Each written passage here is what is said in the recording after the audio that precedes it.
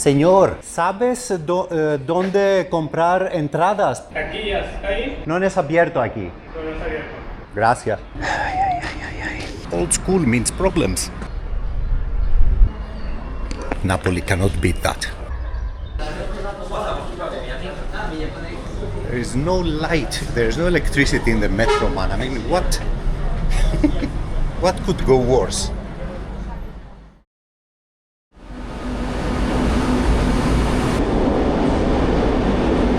Even the metro reminds you where you are, man. Alright, this is the second attempt to get that ticket. It's kind of romantic to have this tactic in our day and age, and infuriating at the same time. And since we are here, let's have a look at the shop. It's closed. Hola, señor. ¿Sabes a qué hora se puede comprar una entrada por el fútbol? I don't know. You don't know? Okay. I don't know when open the store. There is not a standard time. You mean? No, here no. Here is horrible. Okay. Gracias. Oh, look at this. Historic memory. That was last week. So, historic memory on the Civil War and the barrio and the neighborhood of Vallecas, which is written with a K and here with a C. Which is on purpose, it's not a mistake. Closing the eye to the Basque language.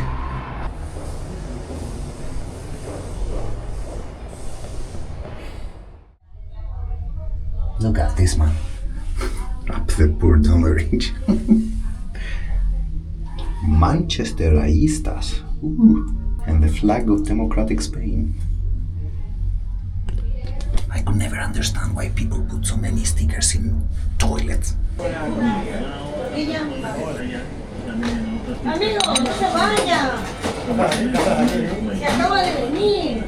What are you telling me, man? So there will be tickets today, but after 3 o'clock, man. So we will be coming back for a third time for this purpose.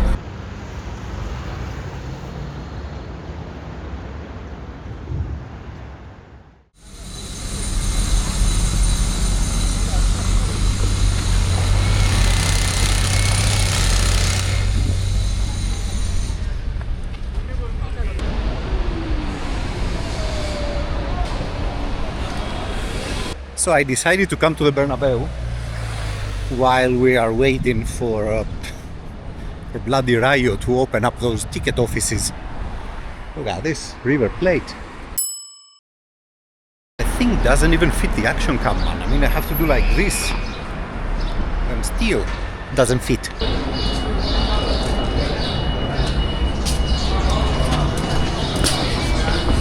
So there are 3 reasons why I brought you here. The first one has to do with my very own memory, as per usual.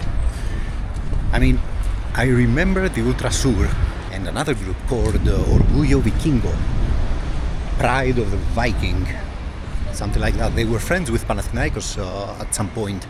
Not only do I remember the Ultras Sur waving all those flags, the Spanish flags, with the inverted holy Hindu symbol on them, and the Celtic crosses and all that stuff. I remember them jumping up and down the fence just before a game against Borussia Dortmund and bringing the goalpost down. And much to the frustration of Borussia, the game actually took place about an hour and a half later. They had to bring another goalpost from I don't know where. This place was at one point a massive home for a very big club like Real Madrid. And I say this despite the fact that I don't agree with absolutely anything that this club represents. The guy who changed all that was no other than Florentino Pérez, the actual boss of Real Madrid. To me, as a fan, as a football fan, Florentino Pérez is a despicable persona. He actually proposed, together with the other prats, the creation of the Super League. I couldn't believe it when I first heard about it. And even worse, I couldn't believe that Liverpool Football Club was about to join in. Anyway, thank God this didn't happen. So first of all, Florentino got rid of the Ultras Sur. He actually banned them from the stadium, and together with the Ultras Sur he banned Orgullo Vikingo also, despite the fact that as an organization the Ultras Sur were extremely powerful. They were having their own space inside the Santiago Bernabéu. They were storing their banners, their drums, you name it. All those flags with the inverted Hindu symbol. I mean, look at this area, man. You can tell we're not in Vallecas anymore. So in response, the Ultras Sur thought it would be a very good idea to go and spray outside of the house of Florentino and even on the grave of his wife. Most of you probably know what happened next. Florentino actually held on to his decisions. The Ultras Sur were banned, despite the fact that every now and then they find their way back to the stadium. Generally speaking, they are banned. And he organized, Florentino that is, a fan sector at the Bernabeu in the previously occupied by the Ultras Sur sector, a fan club called Grada Fans. If you ever watch a Real Madrid game, I don't see why you should. No, I'm joking. Everybody has merits. They are all these people dressed in white. The real reason I'm bitter against Real Man is Liverpool. I mean, it's amazing how much fun they had with us in the last 5 or 6 years. And I won't even mention the trend thing, man. Let's move away from this subject. So generally speaking, the Grada fans are considered impostors in the whole fan culture in Spain and in Europe. Generally speaking, between the Grada fans and the Ultras Sur, there's war. They don't like each other, and there was even an incident during last season's derby at the Bernabeu between Real and Atletico that the Grada fans attempted a choreo that was a complete failure. An entire banner was torn apart. The Ultras Sur accused them of being incapable, and the Grada fans accused the Ultras Sur of being the perpetrators of this horrible act. Look at this. Isabel and the glorious kingdom of Spain. When we reach America Latina, we will have some talks about the glorious kingdom of Spain. Or Saudi Arabia. After the derby incident, the Grada fans exposed a banner saying that all the violent supporters should be kicked out of football. A banner directly targeting the Ultras Sur.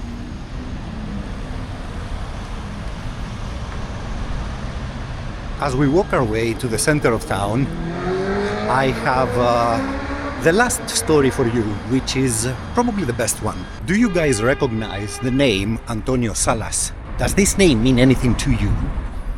If it does, I'm impressed. If it doesn't, bear with me.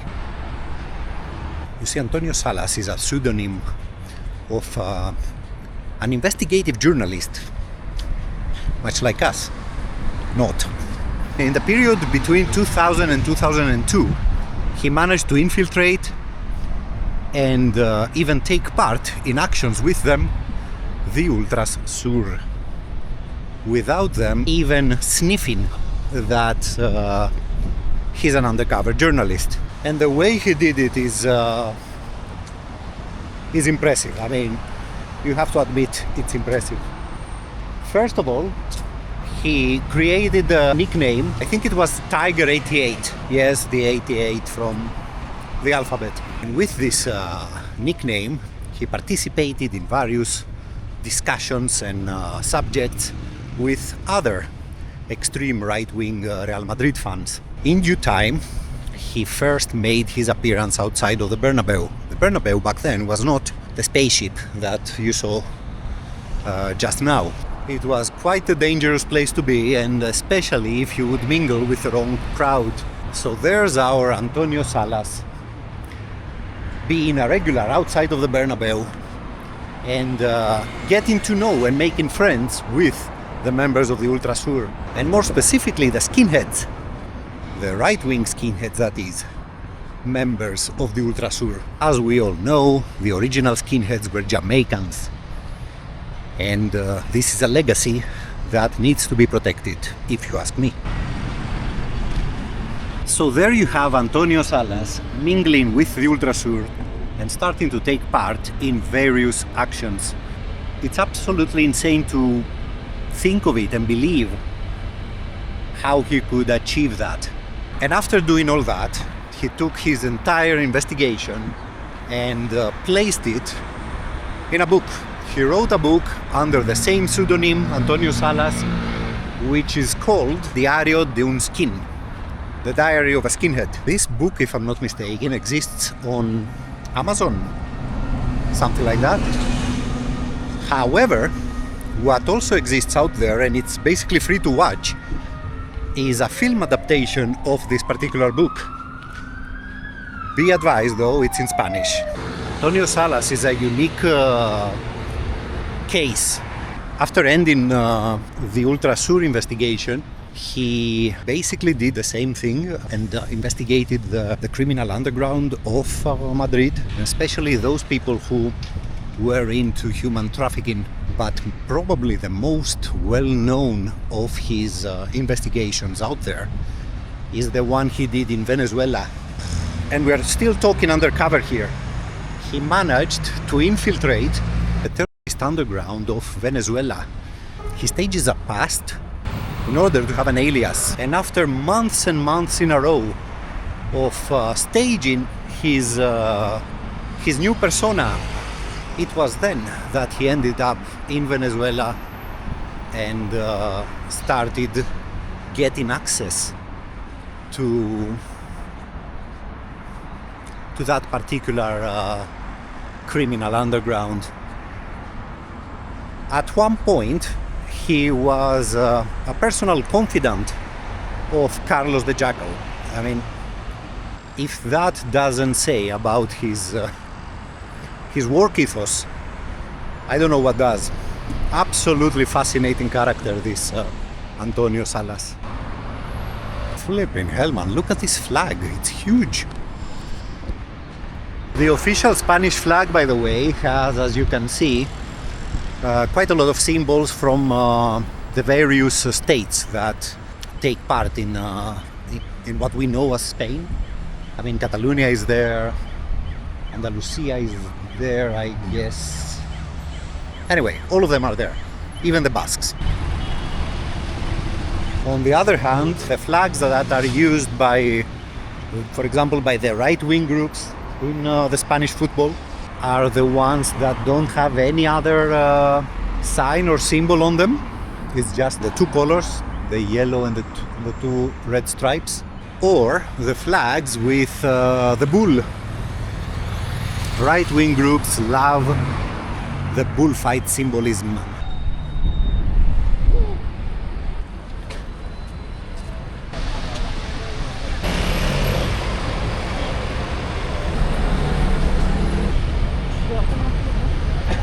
By the way, the main group of Barcelona, the Boixos Nois, are also banned for more or less the same reasons as the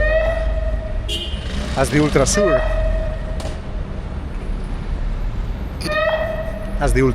And yes, it sounds weird to have an extreme right-wing pro-Catalan independence group, but it exists. And do you want to hear something weird, man? The Bucaneros of Rayo are also banned from the stadium. I mean, banned. They are not allowed to get in with any material of theirs. I mean, banner, t-shirts, stuff like that. And the reason for this is that the Bucaneros never really sat still. I mean, every time they don't agree with something, they manifest it. And this annoys quite a lot of people.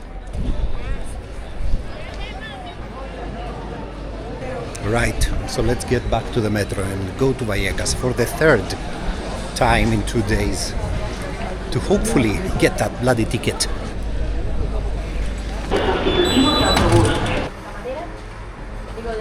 By the way, the shop. Yesterday I saw on Google that it opens on Tuesday at 11 o'clock. That's today. It never opened.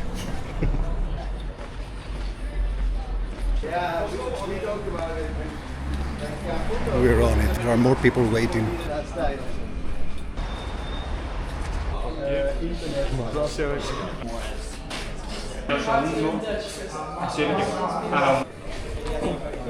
Amigo, muchas gracias. Ciao. I mean, like, finally, man. So, my advice to all of you is the following.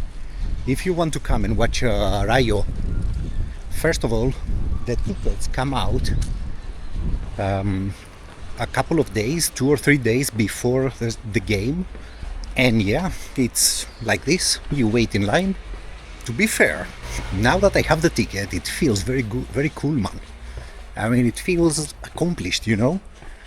Like you gave something from you, your soul, your valuable time waiting for the goods. Nice, nice. And before we go to the metro, let's admire once again this masterpiece. Is this a bloody good thumbnail? Probably is, you know. Let me show you something.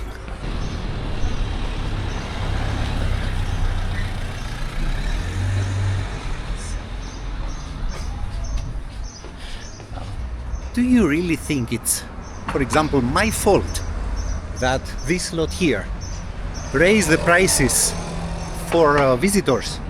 Is it really my fault, man? I don't get it. Or is it the fault of that particular house owner who decides to take advantage of both me and the local people? I don't know.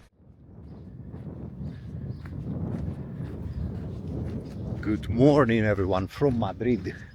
Today is the 1st of May, so I decided to go downtown to see how are things. The Rayo game is tomorrow, and if I understand correctly, the weather forecast is for a storm. Bloody hell. I mean, it's to be expected, right? I mean, we were in Madrid on the only day that the entire country of Spain and Portugal had a massive blackout. It's to be expected that the game could be possibly postponed.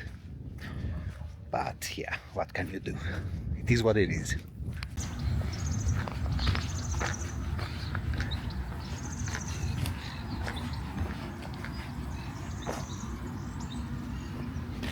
The other day we visited the Bernabeu and we talked about Real Madrid, the Ultras Sur, Florentino, and the whole extremist aspect of that fan base, and especially one group, the Ultras Sur.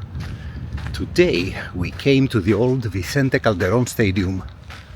Have a look at it. This is it. Estadio Vicente Calderon.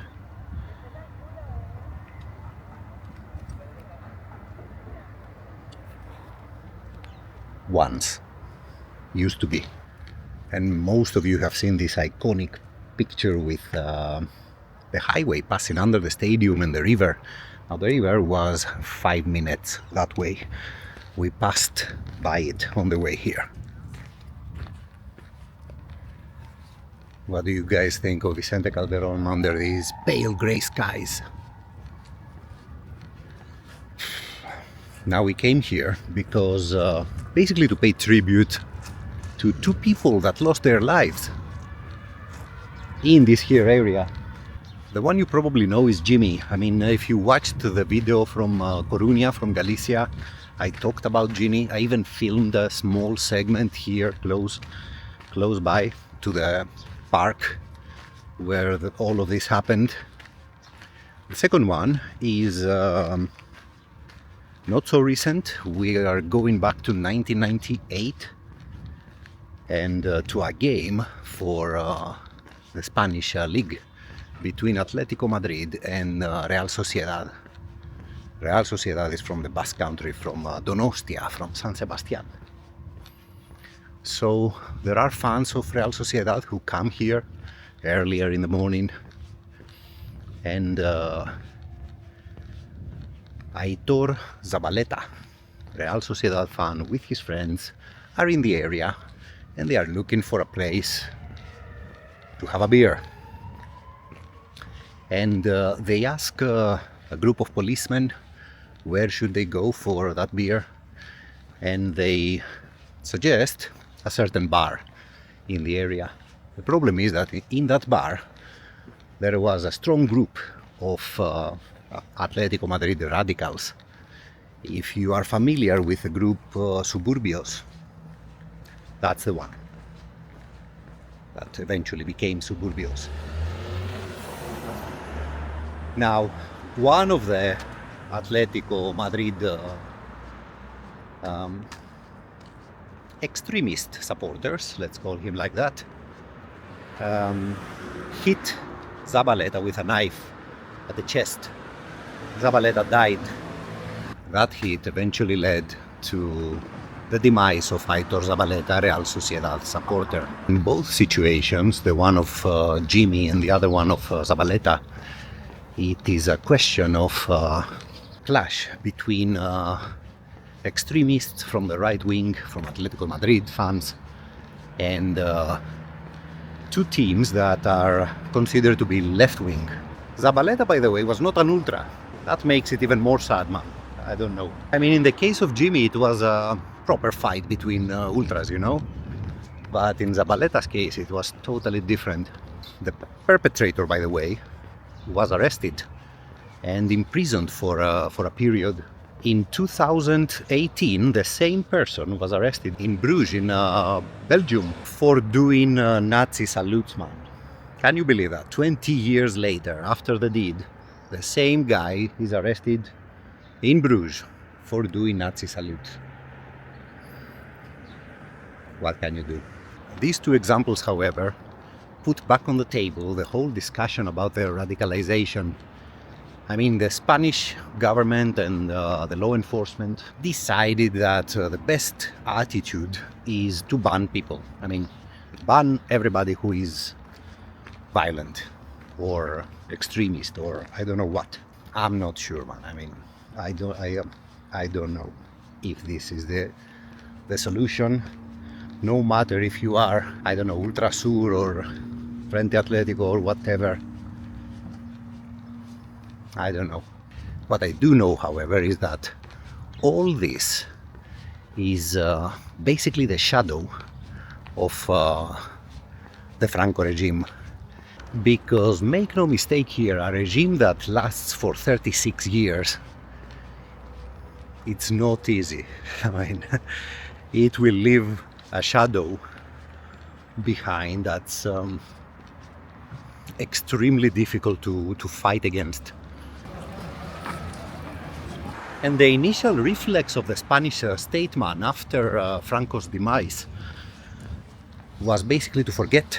You see, it was decided back then that all the crimes, the atrocities, the torture, the deaths that were caused by the regime would not be discussed further. The mass graves would not be opened. That was the bloody pact of forgetting, man. I don't know. What do you think about this decision?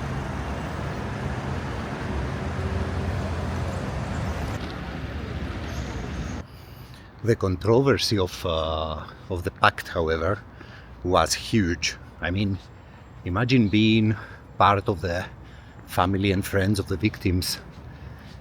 You have a crystal clear sensation that justice is delayed, you know, or even worse, that there won't be any justice, so no closure.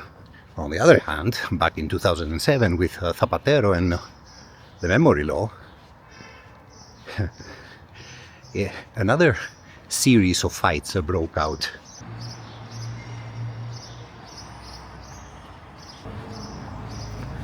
It was suggested that this would open old wounds and lead to further polarization, which it actually did. And of course, there was this huge debate over the statues and all the little plates, the memory plates, you know, that were removed basically from everywhere. Remember Ferrol? And last but not least, the whole exhumation of the deceased bones. I mean, you realize how charged, what kind of emotions this stirred.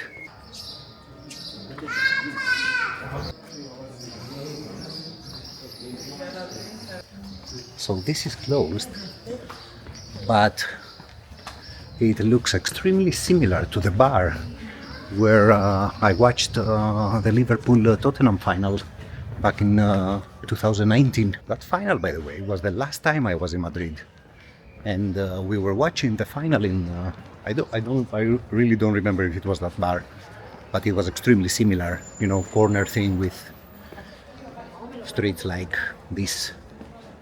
And it was us, and it was also Tottenham fans, plus a small minority of Spanish people who were there for the fun. I mean, and it was fun, man. So there is a closed road straight ahead, apparently for the 1st of May protest. Let's have a look.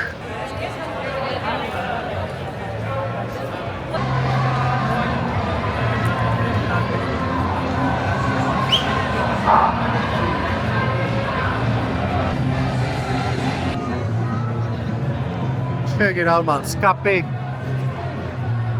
by the way, is also from Vallecas, and they are big supporters of Rayo. Scape is, I think, my favorite band, man, or one of.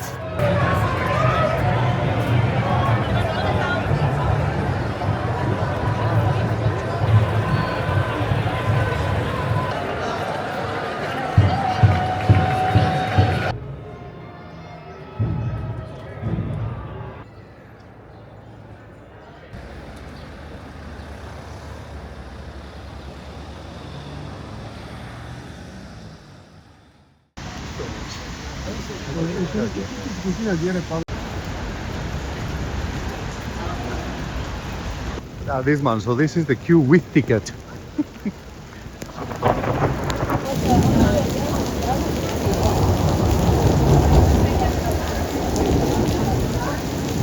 I have serious doubts the game will even happen, man. Look at this. 2 hours later. And here we are, we arrived at Vallecas. Look at these gorgeous graffitis here. The rain seems to have stopped, and hopefully not coming back. Because, let me tell you, man, the stadium of Rayo is... I don't have any kind of trust that in rainy conditions such as this morning, any game would go on. And since we are rain-free now, let's discuss a little bit the curious case of Rayo's ownership. Rayo's president is a guy called Raúl Martín Presa. Mr. Presa was a member of Rayo Vallecano in his youth, and back in 2011 he bought 98% of the club, stirring quite an enthusiasm back then among the fan base for a better future, for a revival of the stadium, which was in derelict state. Now maybe it was not, but it was beginning to be, as we have seen.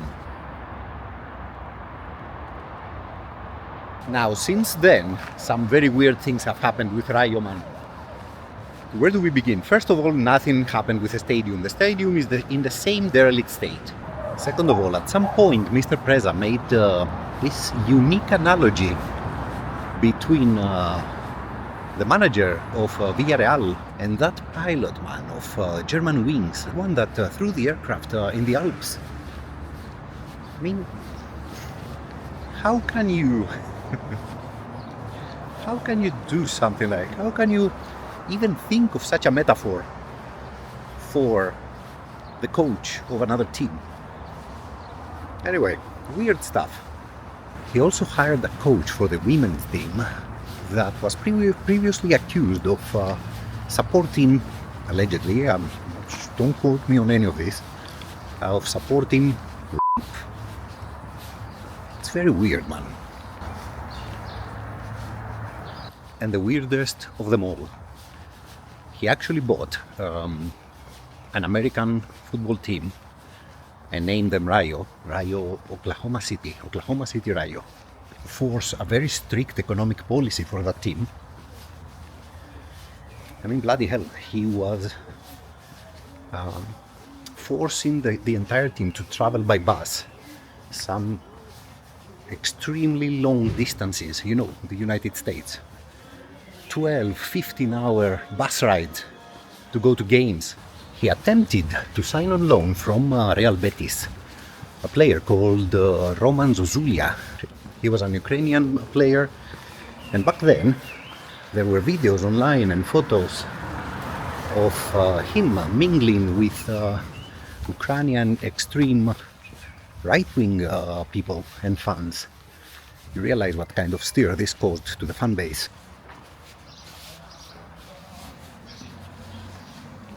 The fans start to basically hate him.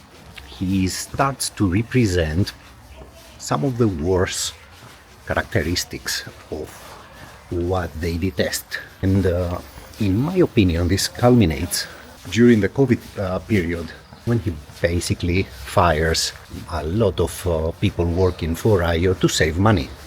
We have examples of bigger teams who are sadly doing the same thing. I mean, Manchester United recently did that. Who? Manchester United. But when a working class football club like Rayo does that, it's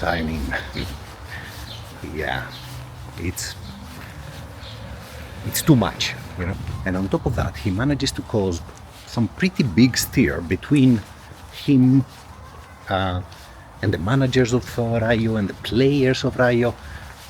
Let me tell you, there are some very wild stories out there. The previous manager, who is now at Bournemouth, Iraola, the guy didn't want to extend his contract because of this weird relationship with the owner. Now, needless to say, the Bucaneros don't like this guy. He has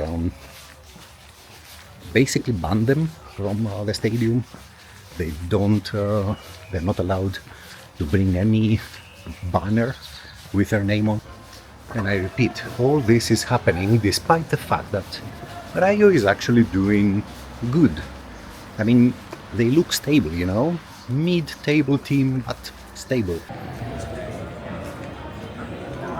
Remember her? Was your grandma as cool as that?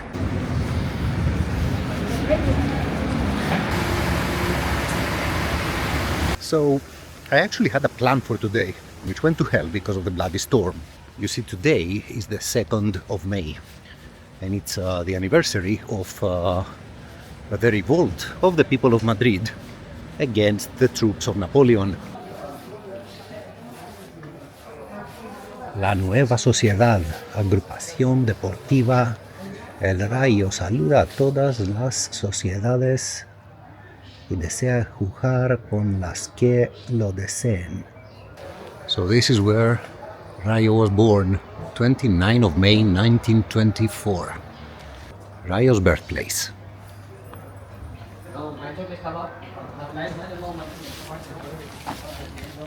So in order to commemorate this anniversary of the Madrid people's revolt against the French and all the atrocities that followed, I was planning to get you to the Prado and show you the man, his works actually, who in my humble opinion managed to describe the horror the best way. And that man, my friends, was no other than Francisco Goya. I cannot tell you how much I adore this particular painter. I will put some of my favorite prints on the screen while I tell you the story. This particular set, The Disasters of War and the Black Paintings, was actually made in his old age and with precarious health. I guess that leads to a unique type of inspiration. The French authorities proceeded to hundreds of public executions on the 2nd of May and on the 3rd and the following day. I mean, just picture this in your head, the whole city being the theater of executions. They put yourself against that wall and they shoot you. I don't know, man. It's difficult, you know? Even for me that I'm talking about it 200 plus years later, it's kind of hard to comprehend. And I repeat, in my humble opinion, no one has ever managed to describe using images concepts like despair, horror, fear, you know, like Goya. If you come to Madrid, go to the Prado, make this time and financial sacrifice, you won't regret it. And if Goya feels too much, go for Velázquez, go for my own guy, El Greco, Murillo, you name it, all of them are there. As for me, when I was here with for Liverpool, I actually went to the Prado, and I speak of experience, you know. Anyway, see you at the game. Bye bye for now. Casa del Pueblo, PSOE. Wasn't this the party of Zapatero, man? Anyway, we are off to the stadium. The game starts in a couple of hours. The small derby of Madrid, Rayo against Getafe.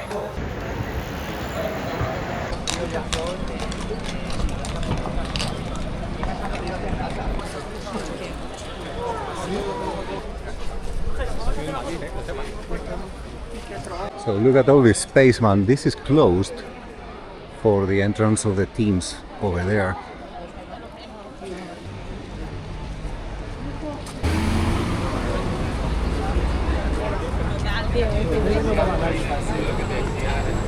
Of course now it's open.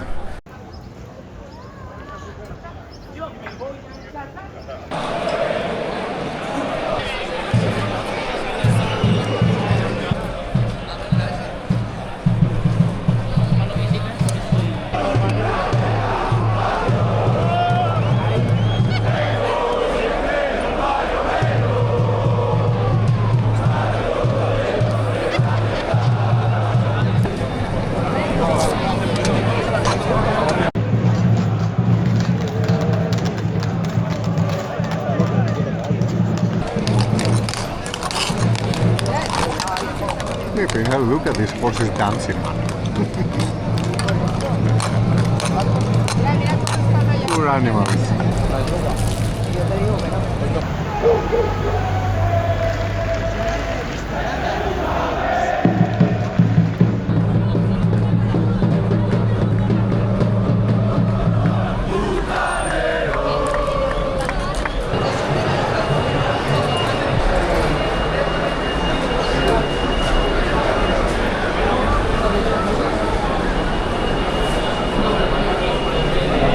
I mean, look at those buildings, man.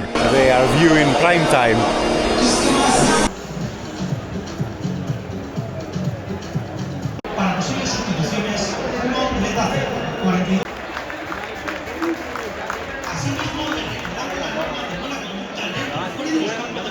¡Vamos, Rayo!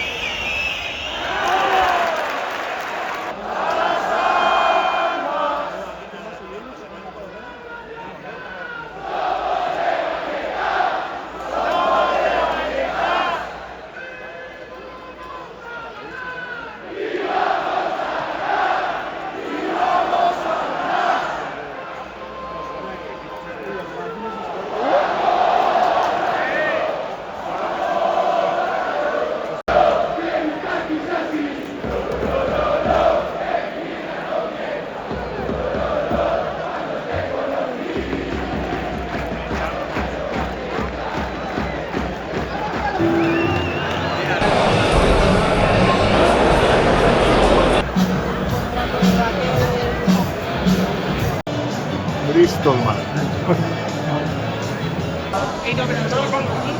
Won't move us from this stadium.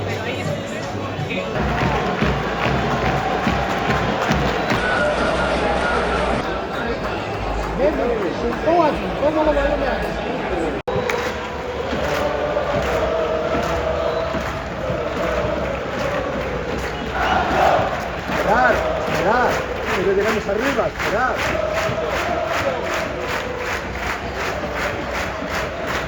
Esta falda, esta falda.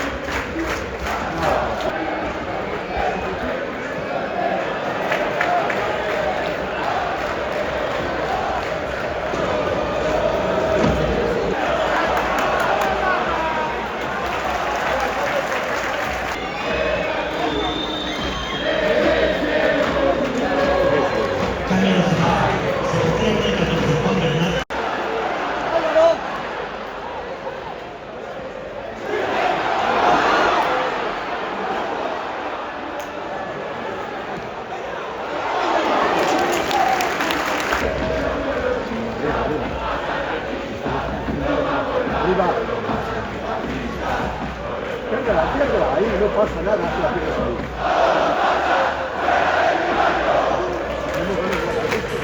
Nada, ni un minuto. La madre que parió, piérdela, nosotros vamos a perder.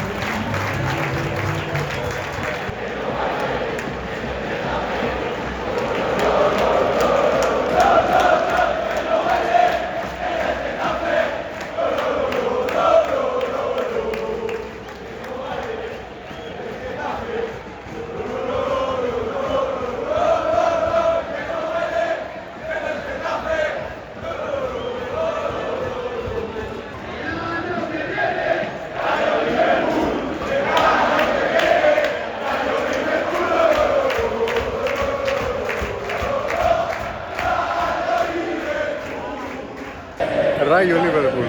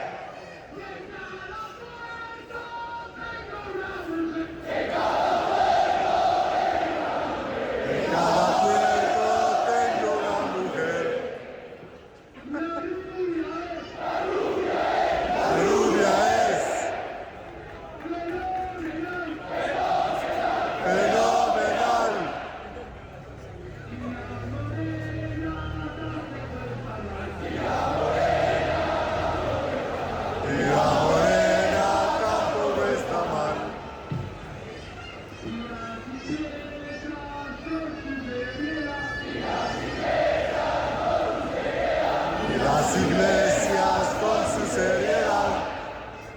Y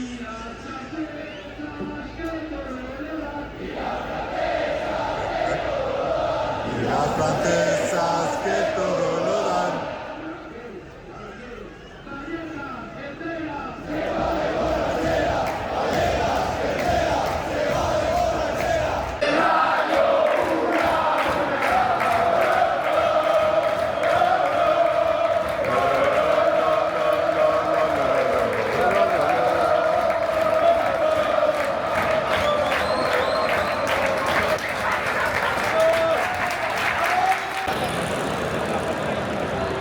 Rayo is an experience. Interesting. I wonder how long they will resist the tide of post-modernization, let's say. Let's hope they do. La vida pirata, the pirate life, is the best one apparently. And Rayo, after some drinks, is like Liverpool. That's what we learned today. See you all in the next one. Bye-bye.